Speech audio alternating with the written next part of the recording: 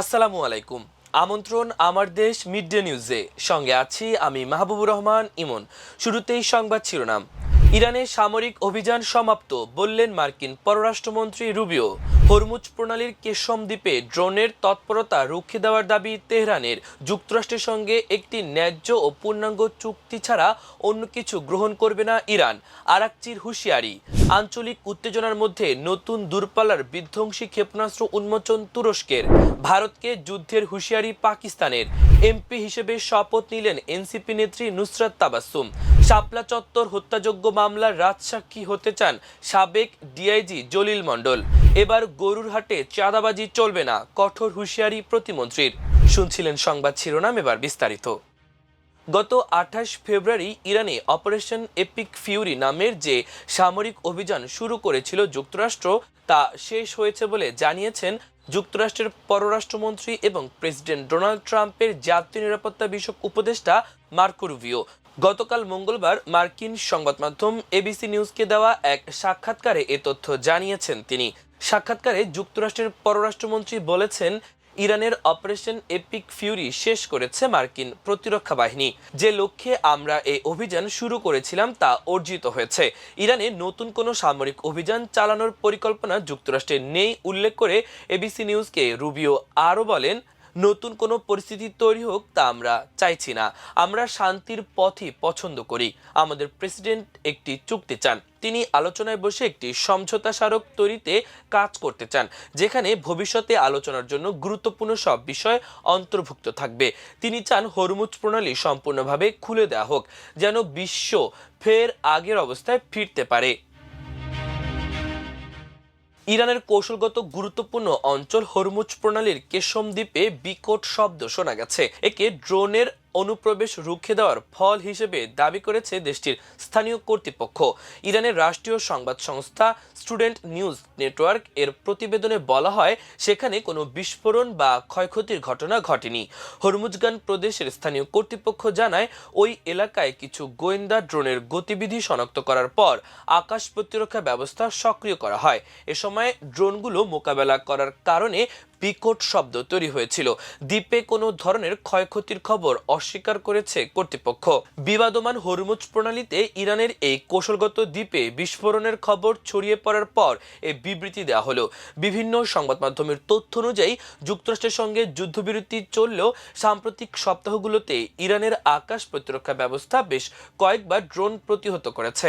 এমনকি খোদ তেহরানের আকাশে ড্রোন শনাক্ত ও প্রতিহত করার খবর পাওয়া গেছে।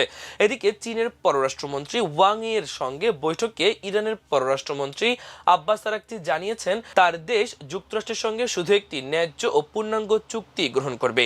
আজ বুধবার বেইজিং এ দুই দেশের পররাষ্ট্রমন্ত্রীর এই বৈঠক অনুষ্ঠিত হয়। যুদ্ধ শুরু হওয়ার পর এটি আরাকচির প্রথম চীন সফর। ইরানি সংবাদ মাধ্যমের বরাতে জানানো হয়েছে, বৈঠকে আরাকচি ওয়াশিংটনকে স্পষ্ট বার্তা দিয়ে বলেছেন, ইরানের স্বার্থ রক্ষা করে এমন কোনো স্থায়ী ও ন্যায়সঙ্গত সমাধান ছাড়া তেহরান অন্য কিছু মেনে নেবে না। আঞ্চলিক উত্তেজনার মধ্যে তুরস্ক প্রথমবারের মতো তাদের আন্তঃমহাদেশীয় ব্যালিস্টিক ক্ষেপণাস্ত্র ইলদিরি মোহান উন্মোচন করেছে। মঙ্গলবার ইস্তাম্বুলে অনুষ্ঠিত সাহা 2026 প্রতিরক্ষা প্রদর্শনীতে এই ক্ষেপণাস্ত্রটি প্রকাশ্যে আনা হয়, যা দেশটির দূরপাল্লার আঘাত হানার সক্ষমতায় বড় অগ্রগতি হিসেবে দেখা হচ্ছে। জাতীয় প্রতিরক্ষা মন্ত্রণালয়ের গবেষণা ও উন্নয়ন কেন্দ্রের তত্ত্বাবধানে তৈরি এই ক্ষেপণাস্ত্রটির গতি সর্বোচ্চ ম্যাক 25 পর্যন্ত পৌঁছাতে পারে এবং এর পাল্লা প্রায় 6000 কিলোমিটার।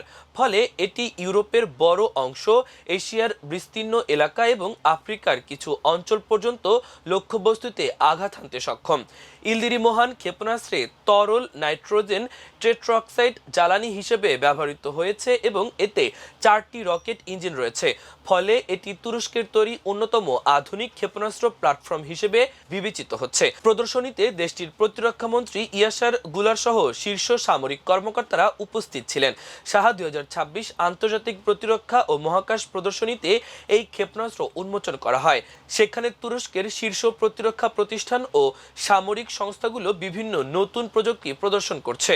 তুরস্ক সাম্প্রতিক বছরগুলোতে প্রতিরক্ষা খাতে ব্যাপক বিনিয়োগ বাড়িয়েছে, বিশেষ করে ক্ষেপণাস্ত্র ব্যবস্থা, মানববিহীন প্ল্যাটফর্ম, আকাশ প্রতিরক্ষা, বিমান ও মহাকাশ প্রযুক্তিতে দেশটি অগ্রগতি অর্জনের চেষ্টা করছে। এবার ভারতে যুদ্ধের হুঁশিয়ারি দিয়েছেন পাকিস্তানের উপপ্রধানমন্ত্রী ও পররাষ্ট্রমন্ত্রী ইসাক দার। তিনি দিল্লিকে সতর্ক করে বলেছেন, ভারতের পক্ষ থেকে পাকিস্তানের পানির প্রবাহ বন্ধ বা সীমিত করার যে কোনো পদক্ষেপকে যুদ্ধ ঘোষণা হিসেবে বিবেচনা করা হবে। কূটনীতিক ও বিভিন্ন দেশের রাষ্ট্রদূতদের উদ্দেশ্যে দেওয়া বক্তব্যে তিনি বলেন, সিন্ধু পানি চুক্তি নিয়ে ভারতের সাম্প্রতিক অবস্থান দক্ষিণ এশিয়ার শান্তি ও স্থিতিশীলতার জন্য গুরুতর হুমকি সৃষ্টি করছে। ইসাকদার বলেন, সিন্ধু পানি চুক্তি সংক্রান্ত সব পরিস্থিতি নিবিড়ভাবে পর্যবেক্ষণ করছে পাকিস্তান। কোনো একতরফা সিদ্ধান্তে পানির প্রবাহ পরিবর্তনের চেষ্টা করলে তার কঠোর পরিণতি হবে। তিনি জোর দিয়ে বলেন, পানি পাকিস্তানের জন্য জীবনরেখা, তাই এর প্রবাহ বন্ধ বা কমানোর যে কোনো প্রচেষ্টা রেড লাইন অতিক্রম করার শামিল। তিনি আরও জানান, চেনাব নদীর পানি প্রবাহে সাম্প্রতিক কিছু পরিবর্তন নিয়ে উদ্বেগ তৈরি হয়েছে। এ বিষয়ে ভারতকে স্বচ্ছ ও যাচাইযোগ্য তথ্য দেওয়ার আহ্বান জানান তিনি। ত্রয়োদশ জাতীয় সংসদের সংরক্ষিত নারী আসনের নির্বাচনে জামায়াত জোটের প্রার্থী ও এনসিপি নেত্রী নুসরাত তাবাসসুম নবনির্বাচিত এমপি হিসেবে শপথ নিয়েছেন। আজ বুধবার দুপুর 12টার পর তিনি সংসদে শপথ নেন। সংসদ সচিবালয় সূত্রে এ তথ্য জানা গেছে। সংসদ ভবনের নিজ কার্যালয়ে নুসরাতের শপথ বাক্য পাঠ করান সংসদের স্পিকার হাফিজউদ্দিন আহমদ। সংসদ সচিবালয়ের সচিব ব্যারিস্টার মোহাম্মদ গোলাম সরোয়ার ভূঁইয়ার সঞ্চালনায় জাতীয় সংসদের স্পিকারের কার্যালয়ে এই শপথ গ্রহণ অনুষ্ঠিত হয়। শপথ গ্রহণ শেষে নবনির্বাচিত সংসদ সদস্য রীতি অনুযায়ী সংসদ সচিবের রুমে শপথ বইয়ে স্বাক্ষর করেন।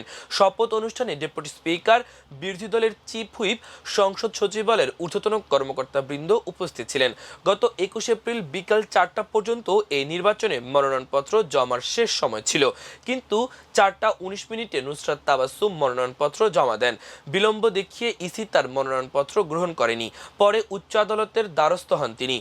আদালত ইসিকে নুসরাতের মনোনয়নপত্র গ্রহণ ও আইন অনুযায়ী পরবর্তী ব্যবস্থা নেওয়ার নির্দেশ দেন। পরে ইসি তার মনোনয়নপত্র বাছাইয়ে বৈধ ঘোষণা করে গেজেট প্রকাশ করে। রাজধানীর মতিঝিলের শাপলা চত্বরে 2013 সালের 5 মে হেফাজতে ইসলামের মহাসমাবেশে হত্যাযজ্ঞের মামলায় রাজসাক্ষী হতে চান সাবেক ডিআইজি আব্দুল জলিল মণ্ডল। বুধবার আন্তর্জাতিক অপরাধ ট্রাইব্যুনাল 1-এর চেয়ারম্যান বিচারপতি মোহাম্মদ গোলাম মর্তুজা মজুমদারের নেতৃত্বাধীন 3 সদস্যের বিচারিক প্যানেলে এ আবেদন করেন তার আইনজীবী মোহাম্মদ আলী হায়দার। এ সময় আসামি পক্ষের আইনজীবী ট্রাইব্যুনালকে জানান, অনুমতি দিলে মামলার ন্যায় বিচারের স্বার্থে সাবেক এই পুলিশ কর্মকর্তা রাজসাক্ষী হিসেবে বিচার কাজে সহযোগিতা করতে প্রস্তুত আছেন। পাশাপাশি এদিন জলিল মণ্ডলের জামিন চেয়ে আজ শুনানি করেন তার আইনজীবী। শুনানি শেষে শাপলা চত্বরের ঘটনায় সাবেক ডিআইজি আব্দুল জলিল মণ্ডলের জামিন আবেদন নামঞ্জুর করেন বিচারক। এর আগে গত 31 মার্চ সন্ধ্যায় রাজধানীর ধানমন্ডির নিজ বাসভবন থেকে পুলিশের সাবেক এক কর্মকর্তাকে গ্রেপ্তার করা হয়। আসন্ন কুরবানির পশুর হাটকে কেন্দ্র করে কোনো ধরনের চাঁদাবাজি সহ্য করা হবে না বলে কঠোর হুঁশিয়ারি দিয়েছেন স্থানীয় সরকার, পল্লী উন্নয়ন ও সমবায় প্রতিমন্ত্রী মীর শাহে আলম। তিনি বলেছেন, চাঁদাবাজির কোনো ঘটনা ঘটলে সঙ্গে সঙ্গে কঠোর ব্যবস্থা নেওয়া হবে। বুধবার সকালে রাজধানীর গাবতলী পশুর হাট পরিদর্শন শেষে তিনি এসব কথা বলেন। এ সময় তিনি জানান, কুরবানির পশু আনা নেওয়ার সময় সড়কে চাঁদাবাজি রোধে সরকার কঠোর অবস্থানে থাকবে এবং এ ধরনের কোনো অভিযোগ পাওয়া গেলে দ্রুত ব্যবস্থা নেওয়া হবে। প্রতিমন্ত্রী বলেন, আসন্ন কুরবানিকে ঘিরে যানজট নিয়ন্ত্রণ ও শৃঙ্খলা বজায় রাখতে আগে থেকে পরিকল্পনা নেওয়া হয়েছে। এর অংশ হিসেবে রেললাইন ও সড়কের পাশে কোনোভাবেই পশুর হাট বসানো যাবে না বলে নির্দেশনা দেওয়া হয়েছে। পশু পরিবহনের সময় যাতে মানুষের ভোগান্তি ও যানজট না হয় সে বিষয়ে বিশেষ নজর রাখা হবে। তিনি আরও জানান, হাটগুলোর নিরাপত্তায় আইন শৃঙ্খলা বাহিনীর সদস্যরা দায়িত্ব পালন করবেন। পুলিশের পাশাপাশি র্যাব ও সেনাবাহিনীও মাঠে থাকবে। পাশাপাশি ইজারাদারদের নিজস্ব স্বেচ্ছাসেবক দল থাকবে, যারা হাট ব্যবস্থাপনায় সহযোগিতা করবে। মীর শাহে আলম বলেন, বিভিন্ন পক্ষ থেকে পাওয়া কিছু সুপারিশ বাস্তবায়নের উদ্যোগ নেওয়া হয়েছে এবং সে অনুযায়ী ইজারাদার ও প্রশাসন সমন্বিতভাবে কাজ করবে। তিনি আরও জানান, হাট এলাকায় ওয়াচ টাওয়ার স্থাপন সহ নকল টাকা ব্যবহার রোধে বিশেষ ব্যবস্থা নেওয়া হবে। প্রিয় দর্শক, আমাদের মিড ডে নিউজের আয়োজন এ পর্যন্ত। সবাই ভালো থাকুন, সুস্থ থাকুন, আমার দেশের সঙ্গেই থাকুন। এতক্ষণ সঙ্গে থাকার জন্য অসংখ্য ধন্যবাদ। আল্লাহ হাফেজ।